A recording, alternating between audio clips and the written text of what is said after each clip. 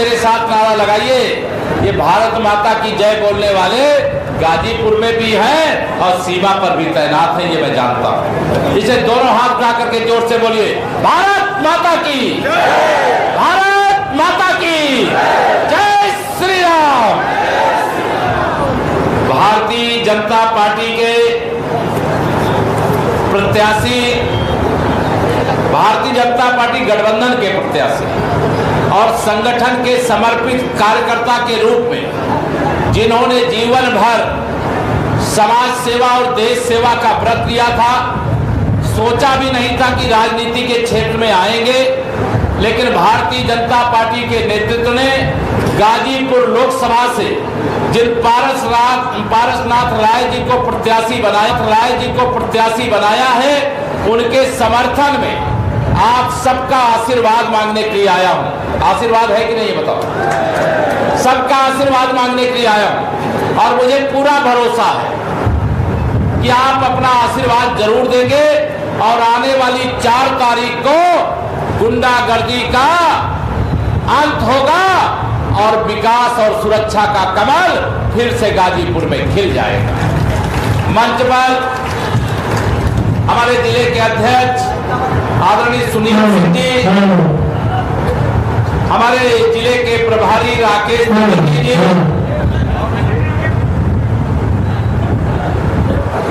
यहाँ जिले के संगठन के प्रभारी श्री आर.पी. कुशवाहा जी, हमारे पूर्व जिला अध्यक्षगण श्रीमान कृष्ण बिहारी राय जी, भानु प्रताप सिंह जी, ओम प्रकाश राय जी, विशाल सिंह चंचल जी, हमारे एमएलसी, जिला पंचायत की अध्यक्ष सपना सिंह जी, पूर्व एमएलसी श्रीमान केदारनाथ सिंह जी, हमारे श्रीमान विजय मिश्रा जी पूर्व मंत्री के नाते, हमारे सुभाष पासी जी पूर्व विधायक के नाते, हमारे राम नरेश कुशवाहा जी जो प्रत्याशी के रूप में चुनाव यहाँ लड़े हैं, हमारे लोक सेवा आयोग के जो सदस्य के रूप में लंबे समय तक कार्य किए ऐसे प्रोफेसर राम जी मौर्य जी, और जिनको आपने जमनिया से 2017 में विधायक बना करके भेजा था, सुनीता सिंह जी, और जो भी उन्होंने कहा होगा, मैं शायद समझता हूं कि कोई भी यहाँ के विकास को मैं रुकने नहीं दिया।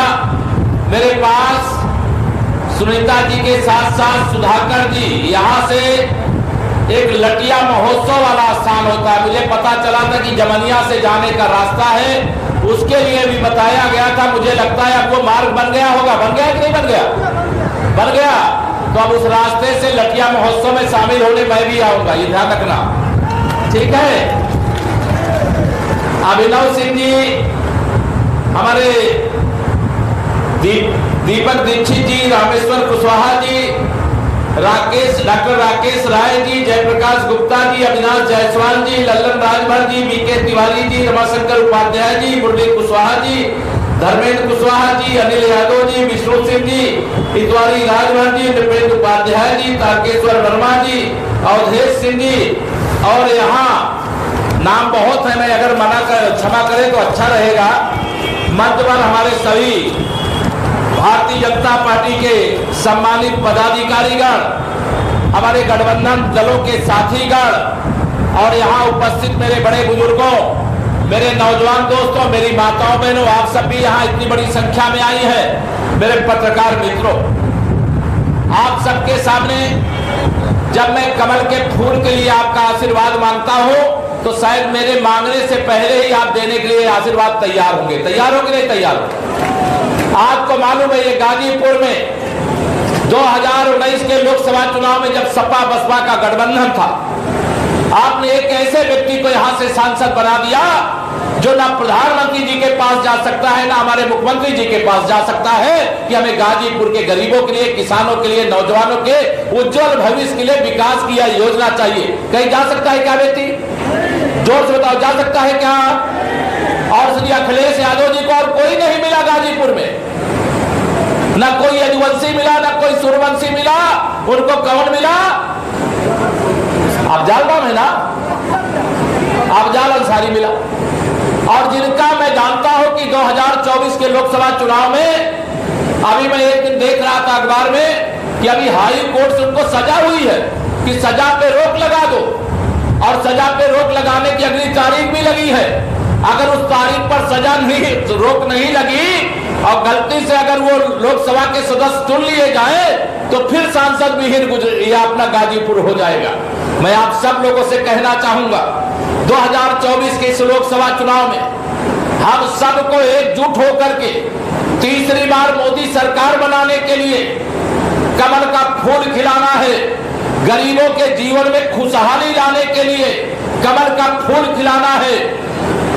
सुरक्षित भारत बनाने के लिए कमल का फूल खिलाना है। आत्मनिर्भर भारत बनाने के लिए कमल का फूल खिलाना है। और पाकिस्तान के कब्जे वाले कश्मीर में तिरंगा फहराने के लिए भी कमल का फूल खिलाना है। एक तरफ इंडी गठबंधन है जो पूरी तरह से उत्तर प्रदेश ही नहीं पूरे देश में फिसड्डी साबित हुआ है। समाजवादी पार्टी की साइकिल चुनाव परिणाम आने से पहले पंचर हो चुकी है।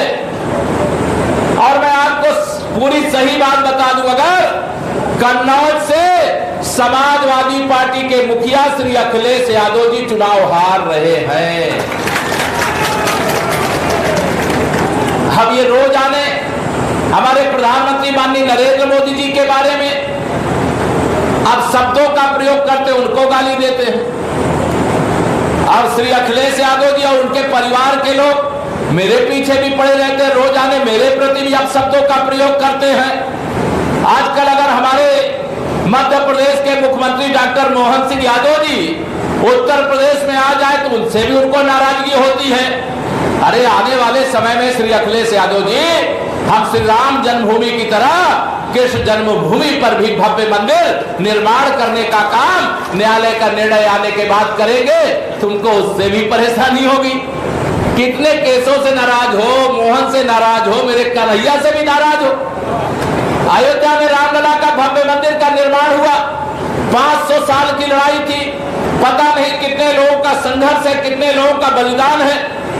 तुम्हारे पिताजी जब मुख्यमंत्री थे तो राम भक्तों पर गोली चलाई थी, लेकिन उसको भूल करके भी श्री राम जन्मभूमि तीर्थ क्षेत्र ट्रस्ट ने तुम्हें निमंत्रण दिया कि आओ रामलला अपने जन्म स्थान पर 500 साल बाद विराजमान होने जा रहे।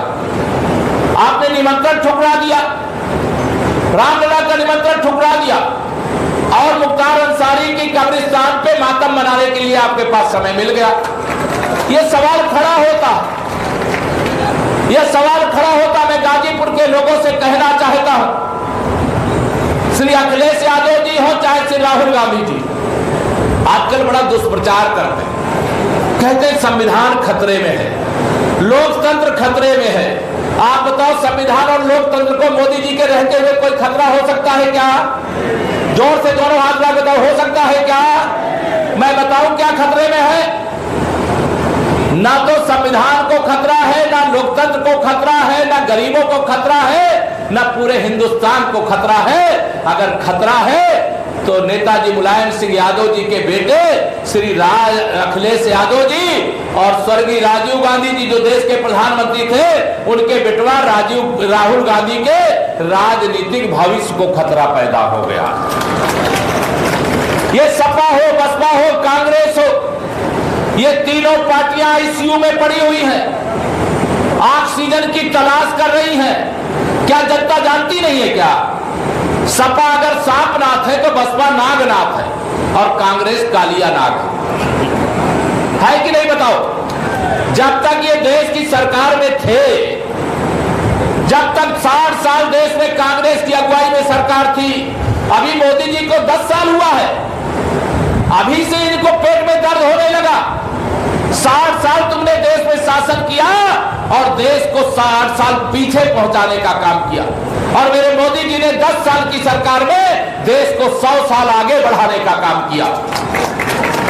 सरकार चलाने के लिए ईमानदारी चाहिए, सरकार चलाने के लिए, सरकार के माध्यम से सेवा करने के लिए 18 घंटे की मेहनत चाहिए। आपने कभी सुना था क्या? श्री राहुल गांधी जी हो, चाहे मनमोहन सिंह जी हो, चाहे अखिलेश यादव जी हो, ये जब सरकार में पहुंच जाते हैं, कभी जनता का ख्याल इनको रहता है क्या? इनको ख्याल रहता है गुंडों का, इनको ख्याल रहता है अपराधियों का, इनको ख्याल रहता माफियाओं का, इनको ख्याल रहता दंगाइयों का, इनको ख्याल रहता भ्रष्टाचारियों का। और मैं जब सपा के बारे में कहता हूं, जब याद करो, आप गाजीपुर वाले सब जानते भी होंगे, 2012 से 2017 तक उत्तर प्रदेश में श्री अखिलेश यादव जी मुख्यमंत्री थे, सपा की सरकार थी। उस समय एक ही नारा पूरे यूपी में सुनाई देता था, जिस गाड़ी में सपा का झंडा उस गाड़ी में बैठा गुंडा। बताओ रहता था कि नहीं रहता था? बताओ ना मुझे, रहता था कि नहीं रहता? मेरी आवाज आ रही है ना? अब आज जैसे सपा की सरकार के समय 8-8, 10-10 बंदूक राइफल निकाल करके गाड़ियों से घूमते थे, आज कोई घूमता नजर आता है क्या? जोर से बताओ, आता है क्या? क्या हुआ, क्यों ऐसा हो गया है? गाजीपुर में हम जरूर यहाँ की सीटें हार गए थे, लोकसभा में भी, विधानसभा में। और क्यों हार गए? इन लोगों ने कहा कि 2022 में तो दुष्प्रचार किया, अखिलेश यादव जी कहे हम 400 विधायक जिता करके सरकार बनाने जा रहे हैं। लेकिन जब वहां की वोटों की गिनती हुई तो शतक बनाने के लिए इनको लाले पड़ गए और 275 सीटों के साथ भारतीय जनता पार्टी की सरकार फिर से बन गई। 2019 में सपा बसपा का जब गठबंधन हुआ, यह सही है कि हम गाजीपुर लोकसभा हार गए, लेकिन आप बताओ 2019 में गाजीपुर की सीट हारने के बाद गाजीपुर का विकास रुका कि नहीं रुका? दो जोर से बताओ, रुका कि नहीं रुका?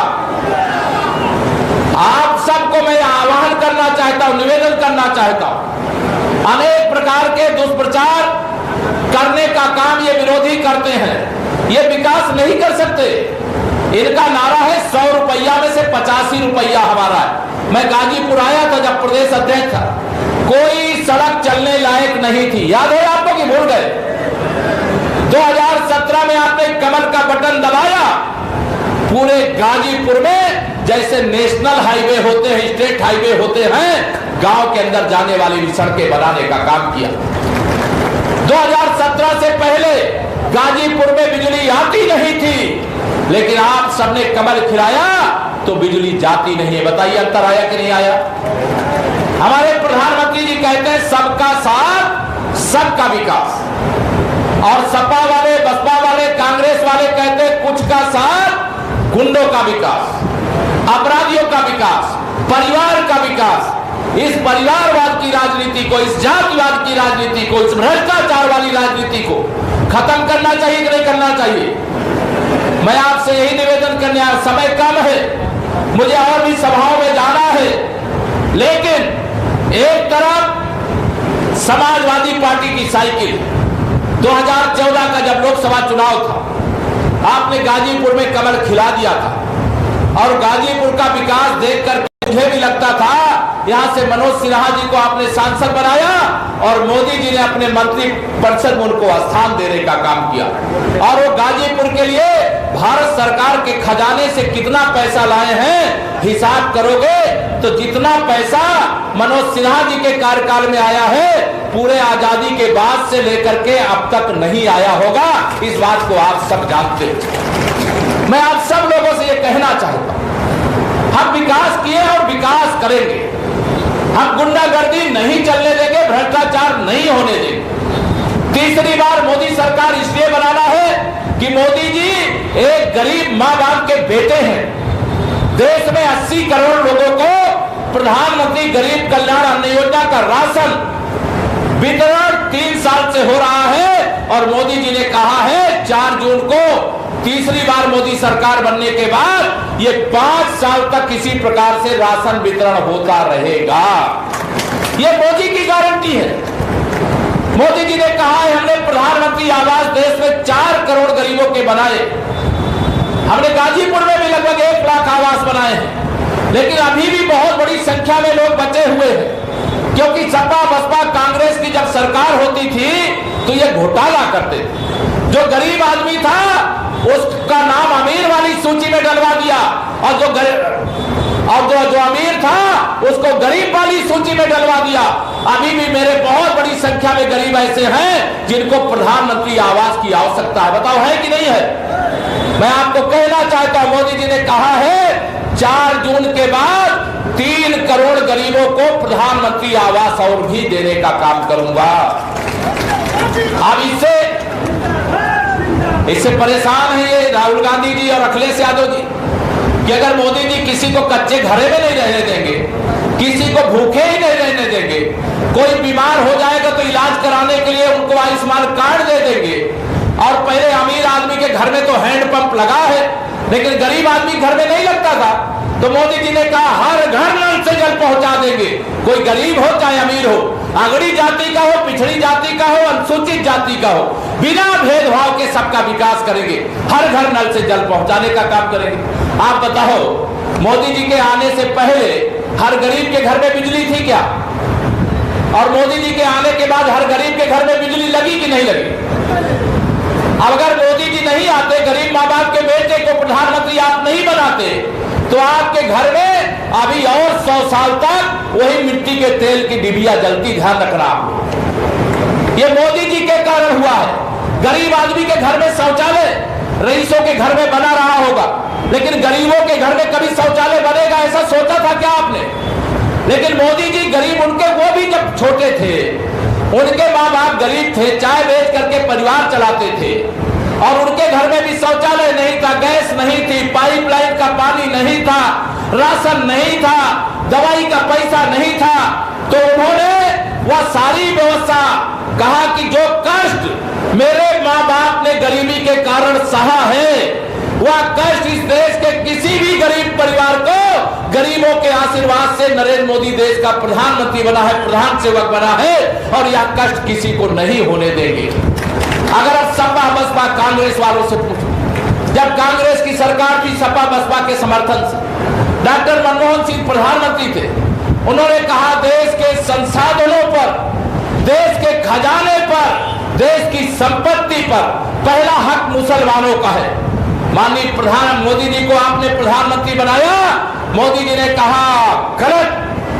जो डॉक्टर मनमोहन सिंह जी ने श्री राहुल गांधी, श्रीमती सोनिया गांधी और श्रीमती प्रियंका गांधी के कहने से कहा था कि देश के खजाने पर पहला हक मुसलमानों का है, मैं उसको बंद करता हूं और देश के खजाने पर पहला हक गरीबों का होगा, इसको शुरू करता हूं। ये मोदी की गारंटी। आज गरीब माँ बाप के बेटे को ये प्रधानमंत्री की कुर्सी पर बर्दाश्त नहीं कर पा रहे। 2024 का यह लोकसभा चुनाव ऐतिहासिक। अच्छा आप बताओ, किसी से पूछ लो, किसी से पूछो, गांव में पूछो कि किसकी सरकार बनेगी दिल्ली में, बताओ किसकी बनेगी? जोर से बताओ किसकी बनेगी? गरीब से पूछो, अमीर से पूछो, किसान से पूछो, व्यापारी से पूछो, माताओं बहनों से पूछो, नौजवानों से पूछो, चारों तरफ एक ही आवाज है, 4 जून 400 पार, फिर एक बार मोदी सरकार का नारा।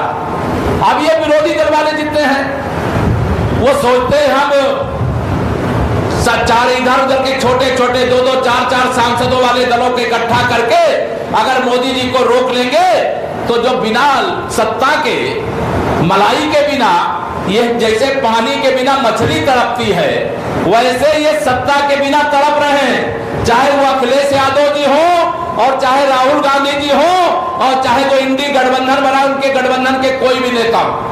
अच्छी बात यह है कि पूरे हिंदुस्तान में मोदी जी की 2014 में लहर थी, 2019 में आंधी थी, लेकिन 2024 में तूफान चल रहा है, तूफान चल रहा है। 2014 के चुनाव में देश की जनता से मोदी जी ने कहा मुझे 272 प्लस चाहिए, आपने 283 सांसद बनाए, गाजीपुर का कमल भी उसमें शामिल था।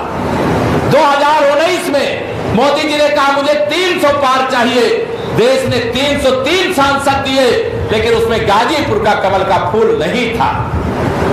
2024 में मोदी जी ने कहा 400 पार, और मैं पूरे दावे से कहता हूं 4 जून को हम 400 पार के साथ तीसरी बार मोदी सरकार बनाने जा रहे हैं, लेकिन इस बार गाजीपुर का भी कमल उसमें शामिल होना चाहिए।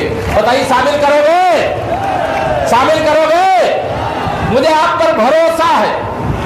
मैं आता हूं, जब भी चुनाव होता है तब भी आता हूं, बीच में कोई कार्यक्रम होता है तब भी आता हूं, यह ऐतिहासिक रामलीला का मंच और यह जमनिया का क्षेत्र मुझे आने की उत्सुकता रहती है। आज ये भगवा वातावरण देख करके मैं बहुत आनंदित भी। देखिए, माननीय नरेंद्र मोदी जी जैसा नेता इस धरती पे कोई दूसरा हुआ था क्या? मैं इसीलिए कहा करता हूं कि विश्वास करो तुम मोदी पर, यह नव युग का निर्माता है। ऐसा नेता इस धरती पर एक बार ही आता है, जो अयोध्या में राम मंदिर भी बनवाता है और जम्मू कश्मीर से धारा 370 भी हटवाता है। अब ये विपक्षी कह रहे हैं कि अगर हमें बहुमत मिल जाएगा तो हम श्री राम जन्मभूमि पर बाबरी मस्जिद, बेटा रख लो, अभी ले लेंगे, श्री राम जन्मभूमि पर बाबरी मस्जिद बनाएंगे। बनने दोगे क्या? दोनों हाथ रख दो, बनने दोगे क्या? ये कह रहे हैं कि अगर फिर सत्ता में इंडी गठबंधन आएगा, कांग्रेस सपा वाले आएंगे, तो हम धारा 370 फिर से लगाएंगे। क्या जम्मू कश्मीर में फिर से 370 की हथकड़ी लगने दोगे क्या? लेकिन मैं इनको कहता हूं कि तुम स्वप्न जरूर मुंगेरी लाल की तरह हसीन देखो, लेकिन अब तुम्हारी औकात ना तो सत्ता में आने की है और ना तो राम जन्मभूमि पर बाबरी मस्जिद बनाने की है, और ना तुम्हारी औकात का जम्मू कश्मीर में 370 वापस लाने की है।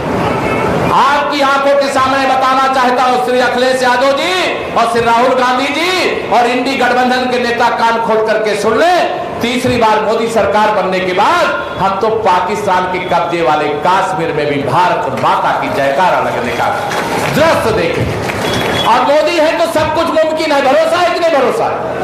56 इंच के सीने वाले को आपने देश की बागडोर सौंपी। हमारे गाजीपुर के तो इतने सेना में वीर बांकुड़े हैं कि अगर उनको आदेश मिल जाए तो इस्लामाबाद की छाती पर भी तिरंगा फहरा दे। लेकिन आजकल कांग्रेस वाले मोदी जी को कहते हैं कि मोदी जी पाकिस्तान के पास एटम बम है, उसका सम्मान करो। अभी कांग्रेसियों को मैं बताता हूं, अगर उसके पास एटम बम है तो हमारे पूज्य अटल बिहारी वाजपेयी जी ने जो परमाणु शक्ति संपन्न राष्ट्र बनाया, तो क्या हमारे पास पड़ाका है क्या? इनका जवाब पत्थर से देने वाला हिंदुस्तान बन गया है।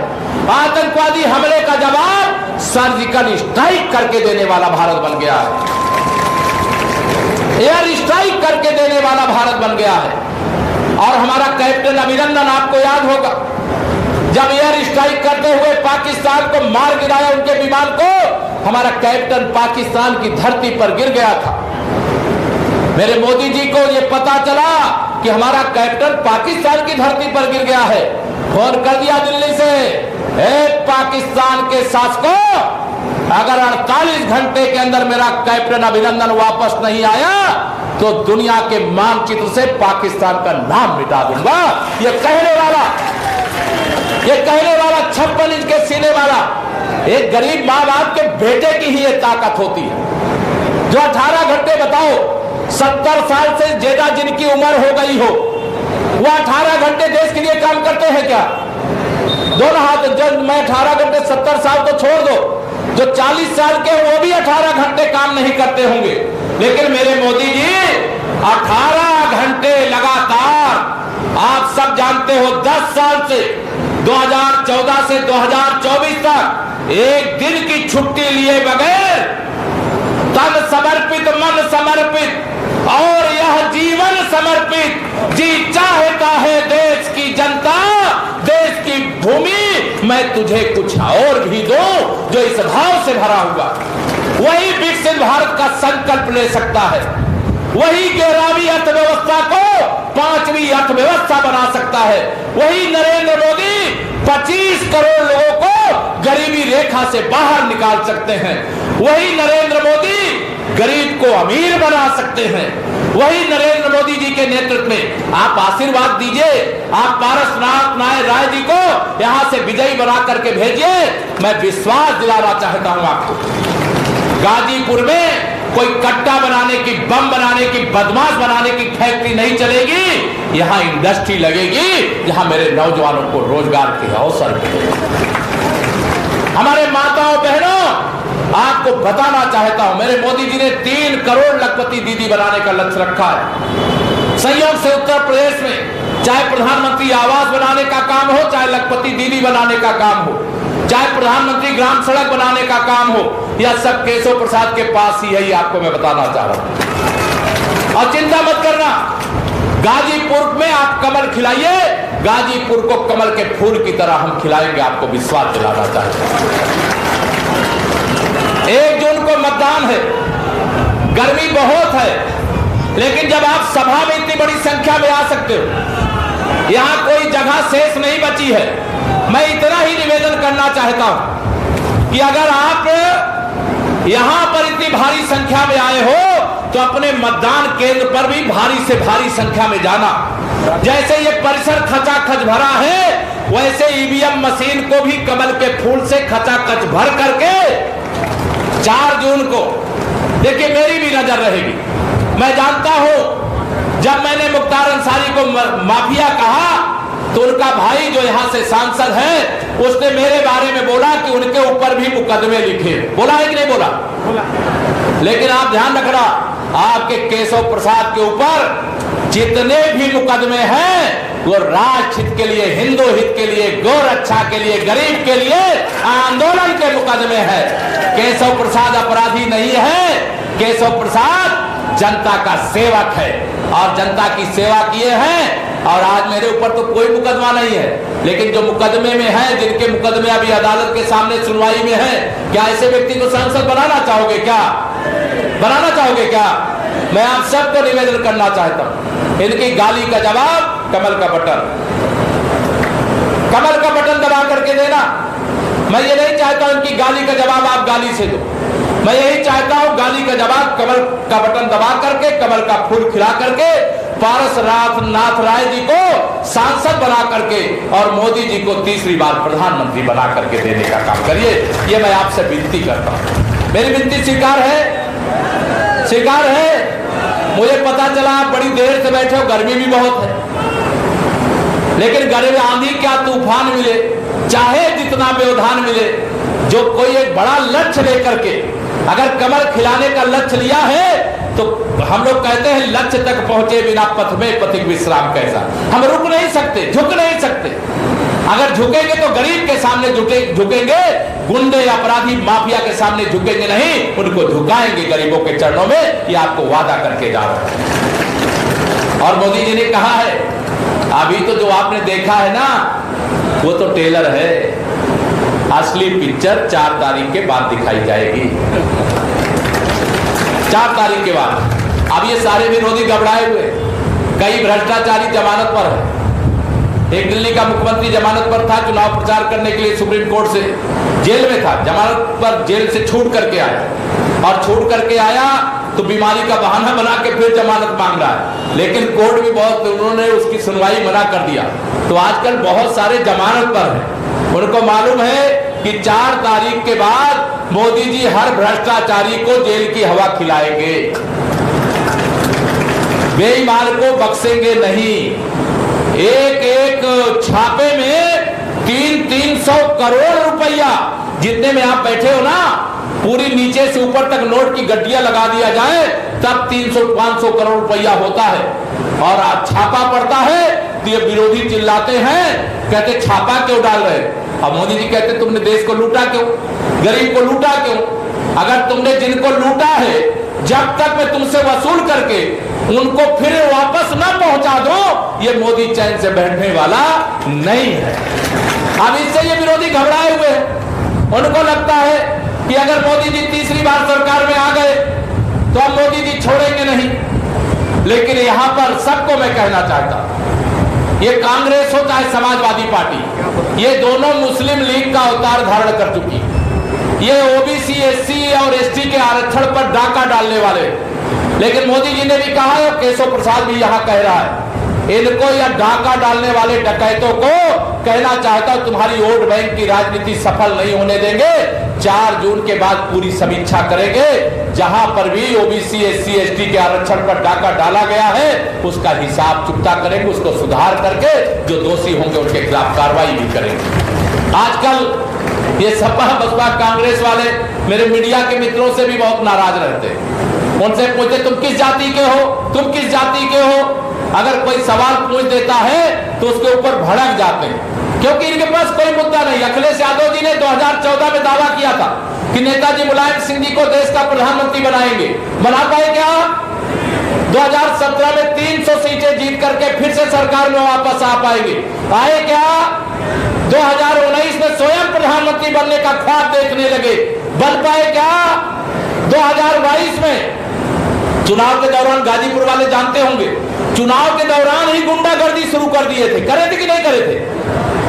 अभी का आजकल मैं देख रहा हूं जहां अखिलेश यादव जी की सभा हो रही है, समाजवादी पार्टी के गुंडे वहीं बवाल करने लगते हैं। अगर चुनाव के समय इनके ये हालात हैं, तो अगर ये चुनाव जीत जाएंगे तो क्या हाल करेंगे, ये आप सब भली प्रकार से समझते हो। इसलिए मैं आप सबसे बहुत लंबी बात ना करके, मेरे और कार्यक्रम लगे हुए हैं, देर से आप बैठे हैं, मेरा अंत में इतना ही कहना है कि घर घर में खुशहाली पहुंचे, बस इतना फर्ज निभा देना, बाकी सब मोदी कर देंगे, तुम कमल का बटन दबा देना, पारसनाथ राय जी को यहां से सांसद बना करके दिल्ली भिजवा देना। भिजवा दोगे? दोनों हाथ उठा बताओ सब लोग, भिजवा दोगे? अगर आप सब कहो तो ये माला जो है, मैं इसे विजय की माला